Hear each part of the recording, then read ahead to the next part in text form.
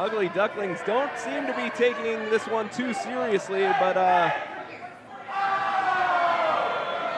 might not be the best strategy with the mean streak of the Metro brothers.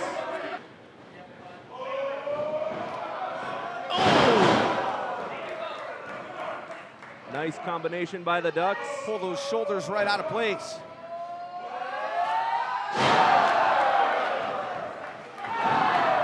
Standing moonsault and now the splash. Duck, duck, goose. A couple of combination maneuvers to be able to kind of monkey wrench that at the last second. They definitely did their homework. No strategy for a boot across the face. Killjoy lands on his feet. Lion salt. Or is that a duck salt? Up and over the top, and there goes Let's Loot on the other side. Pair of diving ducks to the outside, taking out both Metro brothers. Well, they always say the ducks fly together. As we're starting to see the Metro brothers strategy unfold. What's Killjoy doing?